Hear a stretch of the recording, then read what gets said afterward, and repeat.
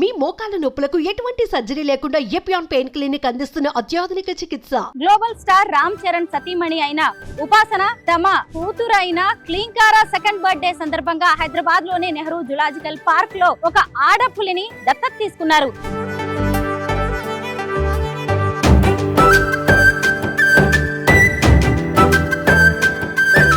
సంరక్షణకి సంబంధించి ఎంత అమౌంట్ చెల్లించారు? క్లింకారా అనేది మన దగ్గర తెల్ల ఆడపులి, అది 1 year యంగెస్ట్ వన్. ఉపాసన గారు రామ్ చరణ్ వాళ్ళ సతీమణి గారు. ఇక మీదట ఆ ఆడపులి కూడా ఒక సెలబ్రిటీ అయ్యే ఛాన్స్ ఉందా? 1 year వరకు దాని యొక్క క్లింకారా వాళ్ళ ఎన్క్లోజర్ ముందు ఖచ్చితంగా బోర్డు ఉంటది. ఆ బోర్డు ఎవరు చూసినా జూ పార్క్ లో ఉన్న 4 ఎలిఫెంట్స్ ను కూడా నలుగురు అడాప్ట్ చేసుకున్నట్టుగా ఇక్కడ బోర్డ్స్ కనిపిస్తూ ఉన్నాయి. వీటి సంరక్షణ బాధ్యతలన్నీ వారే చూస్తారా? ఎస్, అంటే దాని సంరక్షణకు సంబంధించిన ఖర్చులన్నీ వారే భరిస్తారు. ఒక్క ఎలిఫెంట్ కు దాదాపు సంవత్సరం. అందరికీ నమస్కారం, నేను Swaroopa Putlapalli. Welcome to Suman TV. సాధారణంగా మనమందరం జూ పార్క్ కు వెళ్లి యానిమల్స్ ని, బర్డ్స్ ని చూస్తూ ఉంటాం. అంతేకాకుండా వాటిని దత్తత తీసుకుని సంరక్షణ బాధ్యతలు కూడా చూసుకోవచ్చు. గ్లోబల్ స్టార్ రామ్ చరణ్ సతీమణి అయిన ఉపాసన తమ కూతురు అయిన క్లీంకారా సెకండ్ బర్త్డే సందర్భంగా హైదరాబాద్ లోని నెహ్రూ జులాజికల్ పార్క్ లో ఒక ఆడపులిని దత్తత తీసుకున్నారు. అటవీ శాఖలో ఉన్న అడాప్షన్ స్కీమ్ ద్వారా ఇలా ఎంతో మంది సెలబ్రిటీస్ అక్కడి జంతువులని అలాగే పక్షుల్ని దత్తత తీసుకుంటూ ఉన్నారు. ఈ అడాప్షన్ స్కీమ్ లో ఎలాంటి రూల్స్ ఉంటాయి, ఇప్పటి వరకు ఎవరెవరు ఏ పక్షుల్ని అలాగే జంతువుల్ని దత్తత తీసుకున్నారు అనేది లోపలికి వెళ్లి తెలుసుకుందాం రండి. అలాగే ఉపాసన దత్తత తీసుకున్న ఆడపులి గురించి కూడా ఇవాళ అనేక విషయాలు తెలుసుకుందాం. ఇప్పుడు జూ పార్క్ లో ఉన్న ఆ ఆడపులి గురించి తెలుసుకోవడానికి మనతో పాటు జూ పార్క్ డెప్యూటీ డైరెక్టర్ అయిన హకీం గారు వస్తున్నారు. ఆయనతో మనం ఇప్పుడు టైగర్ జోన్ కి వెళ్దాం.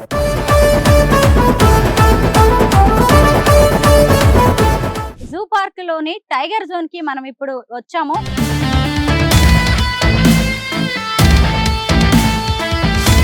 సాధారణంగా మన బర్త్డే అన్నా, మన పిల్లల బర్త్డే అన్నా చాలా ఖర్చు పెడుతూ ఉంటాం కదా. కానీ ఉపాసన రామ్ చరణ్ మాత్రం తమ ముద్దుల కూతురైన క్లీంకారా బర్త్డే సందర్భంగా చక్కగా ఒక ఆడపులిని దత్తత తీసుకోవడమే కాకుండా వాటి సంరక్షణ బాధ్యతలు కూడా చూస్తూ ఉన్నారు. ఇక్కడికే వచ్చేసి ఆవిడ క్లీంకారాతో కలిసి ఆడపులిని దత్తత తీసుకున్నారు. సార్ చెప్పండి, ఉపాసన వచ్చారు కదా, ఒక ఆడపులిని దత్తత తీసుకున్నారు. దాని సంరక్షణకి సంబంధించి ఎంత అమౌంట్ చెల్లించారు? క్లింకారా అనేది మన దగ్గర తెల్ల ఆడపులి, అది 1 year యంగెస్ట్ వన్. ఈ మధ్యలోనే పుట్టింది. అయితే మన ఉపాసన గారు రామ్ చరణ్ వాళ్ళ సతీమణి గారు మొన్న వచ్చేసి తీసుకున్నారు. దానికి 3 లక్షలు చెల్లించారు. మొత్తం సంవత్సరం ఖర్చులన్నీ ఆమెనే భరిస్తారు దాని సంరక్షణకు. మన దగ్గర నార్మల్ టైగర్స్ ఉన్నాయి, తర్వాత royal Bengal tigers normal, plus దాదాపు వైట్ టైగర్స్ ఒక 12, నార్మల్ టైగర్స్ 8 వరకు ఉన్నాయి. తర్వాత జాగ్వార్ ఉన్నది, ప్యాంథర్ ఉంది. ఇవన్నీ వివిధ రకాలైన అడవి జంతువులు మన కార్నివర్స్ ఉన్నాయి. వీటిని కూడా సంరక్షణకు సెలబ్రిటీస్, కార్పొరేట్ వాళ్ళు ఆల్రెడీ అడాప్టేషన్ తీసుకున్నారు. ఎందుకంటే దీని రాను రాను మనకు దాని మీద అవగాహన, వైల్డ్ యానిమల్స్ మీద అవగాహన పెరుగుతుంది. వాటి అడాప్టేషన్ అనేది చాలా ఎక్కువ తీసుకుంటున్నారు. దానివల్ల ప్రభుత్వానికి బర్డెన్ తగ్గడము, ఇది పూర్తి అమౌంట్ తీసుకున్న పూర్తిగా ఇన్కమ్ ట్యాక్స్ నుంచి గవర్నమెంట్ ఆఫ్ ఇండియా ఎగ్జామ్షన్ చేస్తుంది. అది మనకు అందరికి అది మంచిది. అంటే ఒక 5 లక్షలు కట్టినా 5 లక్షలు ఇన్కమ్ ట్యాక్స్ నుంచి తీసేస్తారు. ఉపాసన ఒక ఏడాది వయసు గల ఆడపులిని దత్తత తీసుకున్నారు. క్లీంకారా అని దానికి పేరు పెట్టారు. ఎవరైనా అలా ఒక బర్డ్ ని గానీ యానిమల్ ని గానీ అడాప్ట్ చేసుకుంటే అలా పేరు పెట్టుకునే అవకాశం ఉందా? ఏ పేరు కావాలంటే ఆ పేరు ఉంటది. వాళ్ళు అంటే కొత్తగా పుట్టినప్పుడే వచ్చి ముందే మాట్లాడుకుని మేనేజ్మెంట్ వాళ్ళు కూడా, మా జూ మేనేజ్మెంట్ క్యూరేటర్ గానీ డైరెక్టర్ గానీ అనుమతిస్తే పెట్టుకునే అవకాశం ఉంటది ఖచ్చితంగా. అయితే ఇప్పుడు మామూలుగా విజిటర్స్ వస్తారు కదా, అన్నిటినీ చూస్తారు. ఇక మీదట ఆ ఆడపులి కూడా ఒక సెలబ్రిటీ అయ్యే ఛాన్స్ ఉందా? ఎందుకంటే రామ్ చరణ్ కూతురు దత్తత తీసుకుంది అని స్పెషల్ గా చెప్పుకుంటారు కదా. ఇప్పుడు వాళ్ళు 1 year తీసుకుంటారు కదా, ఆ 1 year వరకు దాని యొక్క క్లింకారా వాళ్ళ ఎన్క్లోజర్ ముందు ఖచ్చితంగా బోర్డు ఉంటది. ఆ బోర్డు ఎవరు చూసినా ఈ క్లింకారా అనేది ఉపాసన వాళ్ళ అమ్మాయి బర్త్డే మీద తీసుకున్నారు. ఖచ్చితంగా వాళ్ళ పేరు 1 year వరకు అక్కడే ఉంటుంది. అలా ఇంకొంతమందికి కూడా ఆలోచన వస్తది, అందరికి వస్తుంది. వాళ్ళకు ఎవరికైతే ఇష్టం ఉంటుందో, జంతు ప్రేమికులు ఉంటారో అలాంటి వాళ్ళు కూడా దాన్ని అడాప్టేషన్ తీసుకోవచ్చు.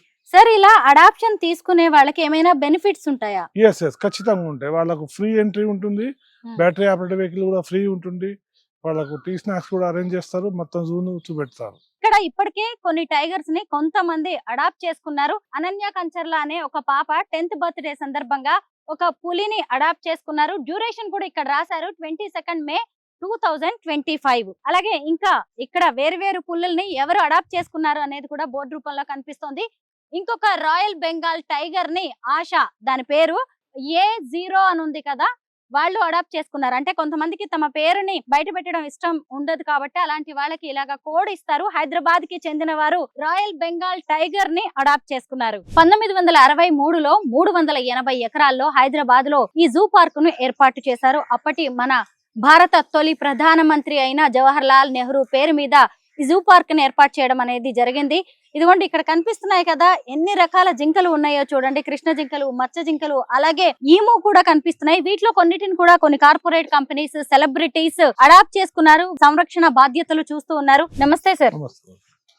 ఫారెస్ట్ డిపార్ట్మెంట్ లో ఉన్న ఈ అడాప్షన్ స్కీమ్ గురించి డీటెయిల్స్ చెప్తారా? ఏదైనా ఒక జంతువు టైగర్ కానీ, లైన్ కానీ, ప్యాంథర్ కానీ, కృష్ణ జింకలు తీసుకున్నప్పుడు దానికి సంబంధించిన అన్ని సౌకర్యాలకు సంబంధించిన దాని ఖర్చులను జూ పార్క్ ఇచ్చేస్తారు వాళ్ళు. దాని యొక్క ఫీడ్ ఖర్చులు ప్లస్ ట్రీట్మెంట్ ఖర్చులు అన్ని కూడా ఆ ఒక మన సెలబ్రిటీస్ కానీ ఎవరైనా జంతువు సంరక్షణ ఇంట్రెస్ట్ ఉందో తీసుకుంటారు. దాదాపు ప్రతిదీ 1 year పీరియడ్ వరకు ఉంటుంది. కొన్ని 3 months, 6 months, 1 year వరకు ఉంటుంది. కొంతమంది తన సోమతం బట్టి చిన్న పక్షులను తీసుకుంటారు. ఒక నెమలిని తీసుకున్నప్పుడు దాని యొక్క సంరక్షణ బాధ్యత కింద 25,000 మాత్రం ఉంటుంది. ఒక టైగర్ని తీసుకున్నప్పుడు 1 year పీరియడ్ 3 లక్షలు ఉంటుంది. సో ఒక ఎలిఫెంట్ తీసుకున్నప్పుడు 5 లక్షలు ఉంటుంది 1 year. ఇలాంటి దాని యొక్క ఫీడింగ్ కెపాసిటీని బట్టి, దాని యొక్క మెయింటెనెన్స్ బట్టి ఇది డివైడ్ చేశారు మేనేజ్మెంట్ వాళ్ళు. ఇది తన స్కూల్స్ ఉంటాయి, కొన్ని సెలబ్రిటీస్ ఉంటాయి, కార్పొరేట్ కంపెనీలు ఉంటాయి. వాళ్ళంతా చాలా మంది ఇప్పుడు ఈ గత 2 సంవత్సరాల నుంచి అడాప్టేషన్ అనేది బాగా పెరిగింది. వాళ్ళు చాలా మంది ముందుకు వస్తున్నారు. సెలబ్రిటీస్ జంతువులను అడాప్ట్ చేయడానికి దానికి సంబంధించిన సంరక్షణ వాళ్ళు బాధ్యత తీసుకుంటున్నారు. దానికి సంబంధించిన మొత్తం ఐటమ్స్, ఫుడ్ మొత్తం వాళ్ళే అరేంజ్ చేయాలి. అంటే మన మేనేజ్మెంట్ చేస్తారు, అమౌంట్ మాత్రం వస్తారు. ఈ చేసిన ఆ పీరియడ్ మొత్తం వాళ్ళ బోర్డు ఇంతకుముందు చూపెట్టినట్టు సైన్ బోర్డు మీద వాళ్ళ యొక్క పీరియడ్ 6 నెలల, సంవత్సరం ఎప్పటి వరకు చేస్తున్నది ఖచ్చితంగా ఏ పీరియడ్ నుంచి ఏ పీరియడ్ వరకు ఉంటుంది వాళ్ళ పేరు అనేది పెడతారు. దీనివల్ల వన్యప్రాణుల సంరక్షణ అనేది చాలా అభివృద్ధి చెందుతుంది. దాని యొక్క ప్రజలకు దాని మీద పూర్తి అవగాహన వస్తుంది. వన్యప్రాణులను నిషేధించే చట్టాలు, దాన్ని ముట్టుకోవడం, దాన్ని చంపడం అనే చట్టాలు అతి గట్టిగా ఉన్నాయి. ఇప్పుడు అవన్నీ దాదాపు పోచింగ్ అనేది తగ్గిపోయింది. వన్యప్రాణులను పెంచాలి, వాటిని సంరక్షించాలి అనే ఫారెస్ట్ డిపార్ట్మెంట్ కానీ, గవర్నమెంట్ కానీ అనేక చర్యలు తీసుకుంటున్నారు. దానికోసం డిఫరెంట్ శాంక్చురీస్ కానీ అలాంటి మొత్తం కంప్లీట్ డిఫరెంట్ ఫారెస్ట్లో ఫారెస్ట్లో మొత్తం అభివృద్ధి చర్యలు తీసుకుంటూ అమరాబాద్ టైగర్ రిజర్వ్, మన కవాల్ టైగర్ రిజర్వ్ ఇవన్నీ అభివృద్ధి చేసుకుంటూ ఉన్నారు. ఇవి ఇప్పుడు చాలా మంది ప్రజల్లో కూడా దీని మీద చాలా మంచి అవగాహన వచ్చింది. ఎలాంటి వన్యప్రాణం నష్టం జరగకుండా చిన్న పక్షి నుంచి కానీ పెద్ద జంతువులు కూడా నష్టం కూడా ఈ అభివృద్ధి చేస్తున్నారు ఫారెస్ట్ డిపార్ట్మెంట్. సరే, ఇంకా ముందుకు వెళ్ళి కొన్ని బర్డ్స్ ని, యానిమల్స్ ని చూద్దాం. ఇప్పుడు మనం జూ పార్క్ లోని ఎలిఫెంట్ జోన్ కి వచ్చాము. చూసాం కదా ఇక్కడ మొత్తం 3 ఎలిఫెంట్స్ కనిపిస్తున్నాయి. కానీ ఈ జూ పార్క్ లో మొత్తం 4 ఎలిఫెంట్స్ ఉన్నాయి. అందులో 3 ఆడవి, ఆశ, వనజ, సీత. ఇంకొకటేమో మగది, విజయ్. ఇప్పుడు ఇక్కడ మనకు కనిపిస్తున్నాయి 3 కూడా ఆడ ఎలిఫెంట్స్. ఇంకొక మగ ఎలిఫెంట్ విజయ్ లోపల ఉంది. ఈ 4టిని కూడా కొంతమంది అడాప్ట్ చేసుకున్నారు. వాటిని దత్తత తీసుకుని వాటి సంరక్షణ బాధ్యతలన్నీ కూడా వారే చూస్తున్నారు. ఇప్పుడు ఈ 4 ఏనుగుల్ని ఎవరు అడాప్ట్ చేసుకున్నారు, ఎవరు వాటి బాధ్యతలు చూస్తున్నారు అనేది నేను ఇప్పుడు ఎక్స్ప్లెయిన్ చేస్తాను. ఇదిగోండి, ఆశ అనే ఈ ఎలిఫెంట్ ని అడాప్ట్ చేసుకున్న వారు శరత్ బద్రి విశాల్ పిట్టి గారు. ఆయన chairman and managing director Pitti engineering limited కి. ఆయన ఎన్ని రోజుల నుంచి ఎన్ని రోజుల వరకు దీన్ని అడాప్ట్ చేసుకున్నారు అనేది కూడా ఇక్కడ రాసి ఉంది. పీరియడ్ 2024 నుంచి 2025 మే 31 వరకు ఆశా బాధ్యతలు పూర్తిగా ఈ పిట్టి గారు చూస్తారు. ఇదిగోండి, ఇక్కడ చూసినప్పుడు మనకి విజయ్ మగ ఎలిఫెంట్ బాధ్యతలేమో రామ్జీ గారు అడాప్ట్ చేసుకున్నారు. ఆయన ఎవరు అంటే రిటైర్డ్ IPS అయిన నారాయణ స్వామి గారి కొడుకు. ఆయన దాన్ని 2025 జనవరి 1 నుంచి 2025 డిసెంబర్ 31 వరకు, అంటే ఈ ఏడాది మొత్తం కూడా విజయ్ సంరక్షణ బాధ్యతలన్నీ కూడా రామ్జీ గారే చూస్తారు. ఇదిగోండి, ఇంకా 3వ ఎలిఫెంట్, ఇది కూడా ఏషియాటిక్ ఎలిఫెంట్. దీని పేరు సీత. దీన్ని అడాప్ట్ చేసుకున్న వారి పేరు లేదు, ఎందుకంటే పేరు చెప్పడం ఇష్టం లేని వారి పేర్లని కోడ్ గా ఇస్తూ ఉంటారు. ఇదిగోండి, A0 అని ఉంది కదా, వారు కూడా హైదరాబాద్ కి చెందిన వారే. ఇక ఇక్కడ చూసినప్పుడు మరో ఏషియాటిక్ ఎలిఫెంట్ వనజ, దీన్ని అడాప్ట్ చేసుకున్న వారు నైరాష ఎవరు అంటే స్వస్తిక్ మిర్చి స్టోర్స్ బంజారా హిల్స్ వారు దీన్ని అడాప్ట్ చేసుకున్నారు. ఇదిగోండి రెండో నెల అంటే ఫిబ్రవరి 1, 2025 నుంచి 31/1/2026 వరకు కూడా దాదాపు 2 ఏళ్ల పాటు ఈ వనజ అనే ఎలిఫెంట్ బాధ్యతల్ని వీరే చూస్తూ ఉంటారు. సరే, ఇప్పుడు జూ పార్క్ లో ఉన్న 4 ఎలిఫెంట్స్ ను కూడా నలుగురు అడాప్ట్ చేసుకున్నట్టుగా ఇక్కడ బోర్డ్స్ కనిపిస్తూ ఉన్నాయి. వీటి సంరక్షణ బాధ్యతలన్నీ వారే చూస్తారా? అంటే దాని సంరక్షణకు సంబంధించిన ఖర్చులన్నీ వారే భరిస్తారు. ఒక్క ఎలిఫెంట్ కు దాదాపు సంవత్సరానికి 5 లక్షలు పడుతుంది. 5 లక్షలు వాళ్ళే ఇచ్చేస్తారు. ఇప్పుడు మన దగ్గర 3 ఏసాటిక్ ఫిమేల్ ఎలిఫెంట్స్ ఉన్నాయి. ఆశ, వనజ, సీత, ఒక విజయ్ అనేది మేల్ ఎలిఫెంట్ ఉంది. మా లాస్ట్ లో ఉన్నది ఆశ, ఈ మధ్యలో సీత, అది వనజ. ఈ 3 ఎలిఫెంట్స్ మన దగ్గర ఉన్నాయి. ఈ సీత అనేది రెస్క్యూ మన సర్కస్ నుంచి దాన్ని సీజ్ చేశారు, వాళ్ళు పెట్టొద్దని ఇక్కడ పెట్టారు. ఈ వనజ అనేది ఇంతకుముందు గతంలో మన దగ్గర ఇవి ఎక్కువ వరకు మొహరంకు, ట్రస్ట్ కు ప్లస్ బోనాలకు ట్రైనింగ్ కు మన ప్రాసెసింగ్ పోయేది. ఇప్పుడు సమ్ కోర్ట్ ఇష్యూస్ వల్ల దాన్ని ఆపేసారు. ఈ 3 ఎలిఫెంట్స్ కూడా ఖచ్చితంగా ఎవ్రీ ఇయర్ ఎవరో ఒకరు అడాప్టేషన్ చేస్తున్నారు ఖచ్చితంగా. సరే, వీటికి ఏమైనా ఆరోగ్య సమస్యలు వస్తే మరి ఎలా? అది మేము డాక్టర్స్ ఇక్కడ టీం ఉంది పర్ఫెక్ట్. ఇక్కడ 3 వెటనరీ డాక్టర్స్ ఉన్నారు. నేను డిప్యూటీ డైరెక్టర్ ఇక్కడ డాక్టర్. నేను దాదాపు 20 years నుంచి జూలో డాక్టర్ గా పనిచేస్తున్నాను. నా కింద అసిస్టెంట్ డైరెక్టర్ అండ్ మన డాక్టర్ గారు కూడా ఉంటారు, షానవాజ్ ఖాన్, శ్రీనివాస్ రెడ్డి. ఈ 3 మా పారావెట్స్, మా టీం మొత్తం కలిసి దాని యొక్క మార్నింగ్ రౌండ్లు తీసుకోవడము, వాళ్ళ యొక్క హెల్త్ పరీక్షలు చేయడము, దానికి సంబంధించిన రోగాలతో ట్రీట్మెంట్ చేయడము, వ్యాక్సినేషన్ చేయడము, డివార్మింగ్ చేయడము, టైమ్లీ ఫుడ్ సప్లై చేయించడం, వాటర్ సప్లై, ఇదంతా మన వెటనరీ బాధ్యత, జూ మేనేజ్మెంట్ బాధ్యత. సరే, ఈ 4 ఏనుగులు కూడా ఎన్నేళ్లుగా ఇక్కడ ఉన్నాయి? దాదాపు ఈ పుట్టినప్పటి నుంచి ఇక్కడే ఉన్నాయి. కొన్ని ఇప్పుడు సీత అనేది దాదాపు 10 సంవత్సరాల కింద సీజ్ అయింది. మిగిలిన అన్ని కూడా ఇక్కడ నుంచి ఉన్నాయి. మరి వీటి పిల్లలు అంటే మన సీజర్ డే రూల్ ప్రకారం ఇవి బ్రీడింగ్ చేయొద్దు ఇక్కడ, కాబట్టి ఓన్లీ ఎగ్జిబిట్ మాత్రం పర్ఫెక్ట్. వీటి వయసు ఎంతో చెప్పగలరా? వయసు దాదాపు ఒక దాన్ని 50 నుంచి 60 సంవత్సరాల మధ్య ఉంది, ఎక్కువ ఉంది. ఒక విజయ్ది మాత్రమే 40 years ఉంది, సీతాది 38 years ఉంది, వనజ, ఆశ మాత్రం 56 years ఉంది. చూసారు కదా, ఈ 4 ఏనుగుల వయసు కూడా సార్ చెప్పేశారు. సరే, వీటి బర్త్డేస్ ఏమన్నా సెలబ్రేట్ చేస్తారా? మీకు ఐడియా ఉంటుందా? ఎవ్రీ ఇయర్ చేస్తాం, ఖచ్చితంగా చేస్తాం. వాటికి కూడా ఎవరైనా స్పాన్సర్ చేస్తారా, లేదంటే మీరే? అంటే కొంతమంది స్పాన్సర్ చేస్తారు, కొంతమంది జూ సైడ్ నుంచి కూడా చేస్తారు. మా స్టాఫ్ చేస్తారు, మన మేనేజ్మెంట్ క్యూరేటర్ డైరెక్టర్ వాళ్ళే చేస్తారు. ఓహో, వెరీ నైస్. మీకు రికార్డులలో ఉంటుంది వాటి డేట్ ఆఫ్ బర్త్? ఎస్, ఖచ్చితంగా రికార్డ్ లో, ప్రతి ఎనిమల్ కు రికార్డ్ లో దాన్ని పుట్టింది ఎప్పుడు, ఏ మేల్ ఎవరు, ఫీమేల్ ఎవరు, దాని తండ్రి ఎవరు, సైర్ డ్యామ్ అంటాం మేము. సైర్ డ్యామ్ ఈ 2 కూడా ఖచ్చితంగా ఉంటుంది. దాని యొక్క మైక్రో చిప్ కూడా ఇస్తాం. చెవు కింద ఒక చిన్న చిప్ ఎక్కిస్తాం. దాని నెంబర్ కూడా మనం ఇట్లా రీడర్ పెట్టేసి వచ్చేస్తుంది.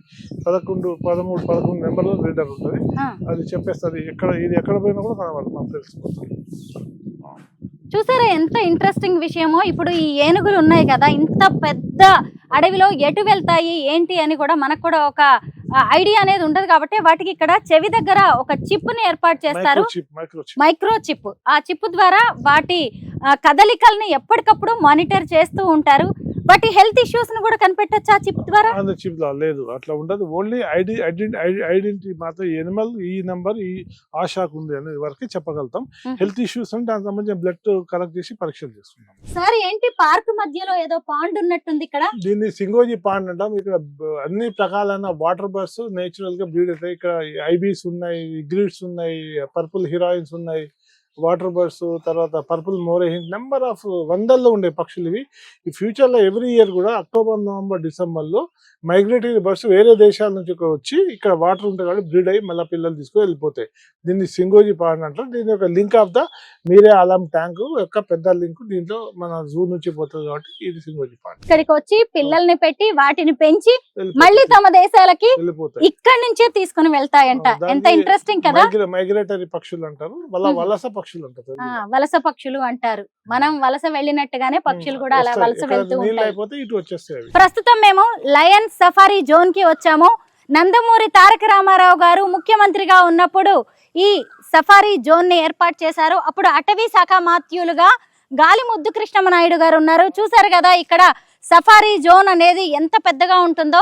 మామూలుగా జూ పార్క్ లో ఈ లయన్స్, టైగర్స్ లాంటివి అన్ని కూడా ఎన్క్లోజర్స్ లో ఉంటాయి.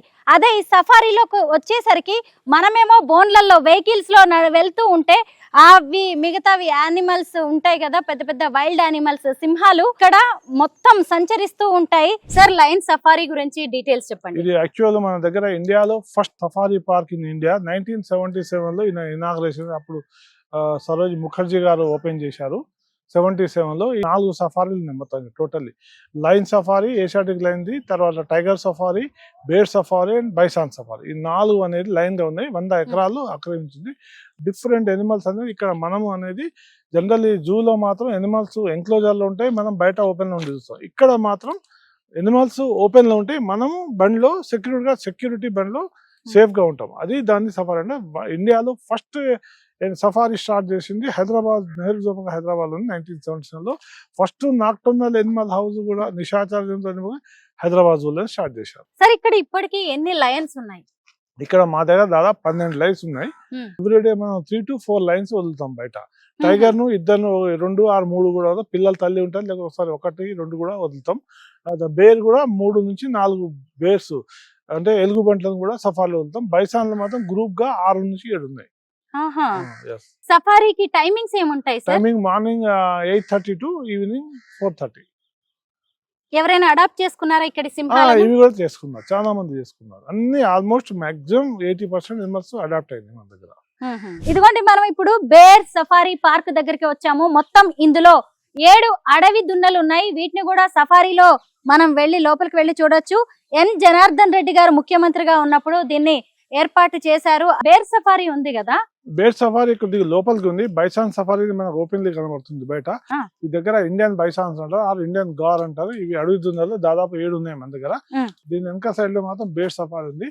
ఇది అతి బలమైన ఎనిమల్, మొత్తం దాదాపు పవర్ఫుల్. మీకు బహుశా బాహుబలి పిక్చర్ చూసి ఉంటారు, దాంట్లో దీని మీద విజువల్స్ చాలా ఉన్నాయి. ఇవి నైట్ చాలా యాక్టివ్ గా అవుతాయి. డే టైమ్ లో మాత్రం కొద్దిగా అట్లా ఉంటాయి, కానీ నైట్ టైం బాగా. ఈవెన్ దో ఒక 2-3 ఎనిమల్స్ కలిసిందంటే సింహాన్ని, టైగర్ ను కూడా అటాక్ చేసే అవకాశం ఉంటది. ఇది అంత పవర్ఫుల్, చాలా పవర్ఫుల్ ఉంటది. ఖాళీ ఇట్లా జీప్ ని కూడా ఇట్లా పైకి లేపి కింద పడేస్తాయి. అందుకొరకే దాన్ని చాలా పవర్ఫుల్ ఎనిమల్. ఇది దాదాపు ఇది 20 నుంచి 25 సంవత్సరాలు బతుంది. పాపులేషన్ కేవలం 15 నుంచి 30 వేల వరకు ఉంది మన తెలంగాణలో. ఈ పాపులేషన్ బట్టి, ఆ ఏరియాని బట్టి చూస్తారు. ఇది వీటిని ఎవరైనా అడాప్షన్ చేశారు, ఒకళ్ళిద్దరు చేశారు. దాదాపు ₹1,00,000 పర్ యానం ఉంటుంది. టైగర్ కి, లయన్ కి అయితేనేమో 3 లక్షలు, 3 లక్షలు, ఎలిఫెంట్ కి అయితే 5 లక్షలు, దీనికైతే ₹1,00,000. అన్నిటికంటే కాస్ట్లీ ఏనుగే. ఎస్, బికాజ్ అది ఏనుగు మొదటి నుంచి సోషల్ ఎలిఫెంట్, సంఘజీవి. ఎప్పుడైనా ఎలిఫెంట్స్ గ్రూప్ గా ఉంటాయి. తల్లి, తండ్రి వెనక, తర్వాత తాత, తర్వాత యాంటీ, ఇవన్నీ పిల్లలను సంరక్షించుకుంటూ తిరుగుతుంటాయి గ్రూప్ గా. కనీసం మినిమం 6 నుంచి 8 ఎలిఫెంట్ గ్రూప్ ఉంటుంది. దాని ఒక ట్రాక్ ఉంటుంది, ఆ ట్రాక్ వెంబడే పోతుంటుంది. ఒక ఎలిఫెంట్ ఒక దగ్గర ఉంటే ఇంకో దగ్గర ఉన్న ఎలిఫెంట్ 3 కిలోమీటర్ల లోపల కూడా తన యొక్క వేవ్స్ తోని, సౌండ్స్ తోని గుర్తుపడతాయి. సరే, ఇప్పుడు ఈ అడవి దున్నలకి ప్రత్యేకంగా ఫుడ్ ఏమైనా పెడతారా? ఇక్కడ దొరికేవే తింటూ ఉంటాయా? మన ప్రత్యేకంగా సపరేట్ ఫీడ్ ఉంటది, ఫీడ్ తయారు చేస్తారు, సపరేట్ మిక్చర్ తయారు చేస్తారు, గట్కా ఉంటది. ప్లస్ మన దగ్గర పచ్చగడ్డి కూడా ఇస్తారు, పీపల్ లీవ్స్ ఇస్తారు, అన్ని ఉంటాయి. మన రేషన్ బట్టి తయారు చేస్తారు. ఇదిగోండి, ఇక్కడ ఈ అడవి దున్నలకి సంబంధించిన విషయాలన్నీ కూడా రాసి పెట్టి ఉంచారు. ఎవరైనా అడాప్షన్ చేసుకున్నా గానీ ఆ పక్షి దగ్గర, ఆ జంతువుకి దగ్గర ఎవరు అడాప్ట్ చేసుకున్నారు ఏంటి అనేది కూడా పేరుని రాసి పెడుతూ ఉంటారు. సార్, ఈ అడాప్షన్ స్కీమ్ గురించి చాలా మందికి తెలియదు. మీరేమైనా చెప్పాలనుకుంటున్నారా? జనానికి ఏదైనా పిలుపునివ్వాలనుకుంటున్నారా? అది ఖచ్చితంగా. ఇది హైదరాబాద్ నెహ్రూ జూ పార్క్ హైదరాబాద్ అనేది ఇండియాలో one of the best zoo. 1963 October 10th start అయింది. ఇక్కడ వివిధ రకాలైన దాదాపు 194 స్పీసీస్ ఉన్నాయి. 2200+ ఎనిమల్స్ ఉన్నాయి, బర్డ్స్ తో కలుపుకొని. అయితే ఈ యొక్క మొత్తం జంతువులను, పక్షులను ఎవరైనా సరే ఇష్టం ఉన్నోళ్ళు, వాళ్ళ జంతు ప్రేమికులు వచ్చి అడాప్టేషన్ చేసి వాళ్ళ సంరక్షణ బాధ్యత తీసుకోవాలని మన తెలంగాణ ప్రజలు కానీ, మొత్తం ఇండియాలో ప్రజలు కానీ ఎవరైనా వచ్చి, బయట నుంచి ప్రజలు కానీ వచ్చి, NRS కూడా వచ్చి తీసుకోవచ్చు. దానివల్ల ప్రభుత్వానికి ఖర్చు తగ్గడమే కాకుండా దాని మీద అవగాహన అనేది, జంతువుల మీద అవగాహన అనేది చాలా మందికి వస్తుంది. వాటికి ఎలాంటి హాని చేయకుండా ఆ జంతువులను సంరక్షించాలి. ఇదే మన యొక్క ల్యాండ్, అంటే మన భూమిని కాపాడంలో ఈ ప్రత్యేక ఈకో సిస్టమ్ను బ్యాలెన్స్ చేస్తాయి. చాలా మందికి పక్షులు అన్నా జంతువులన్నా చాలా ఇష్టం ఉంటుంది. కానీ అన్నిటినీ మనం ఇంట్లో పెంచుకోలేము. పైగా మనం ఉన్న బిజీ లైఫ్ లో అదంతా కష్టం కూడా. ఒక మనిషికి సేవ చేసినట్టే ఒక జంతువుని గాని పక్షిని గాని పెంచాలంటే. అందుకే మనం చక్కగా ఇక్కడే జూ పార్క్ లోనే ఉన్న జంతువుల్ని పక్షుల్ని మనం చక్కగా అడాప్ట్ చేసుకొని వాటిని సంరక్షణ అంతా కూడా చూసుకోవచ్చు. మనం ఎప్పుడంటే అప్పుడు కూడా వచ్చి చూసుకుని వెళ్లే అవకాశం ఉంటుంది. ఎప్పటికప్పుడు అధికారులు కూడా మనకి ఇన్ఫర్మేషన్ ఇస్తూ ఉంటారు. మీలో ఎవరికైనా గానీ ఇలా జంతువుల్ని గానీ పక్షుల్ని గానీ దత్తత తీసుకోవాలనిపిస్తే అటవీ శాఖ అధికారులు ఎప్పుడు రెడీగానే ఉంటారు. Thank you so much sir. మాకు అడాప్షన్ స్కీమ్ గురించి అలాగే ఇక్కడ ఉన్న జంతువుల గురించి అనేక విషయాలు తెలియజెప్పారు. Thank you so much Hakeem sir. Thank you madam.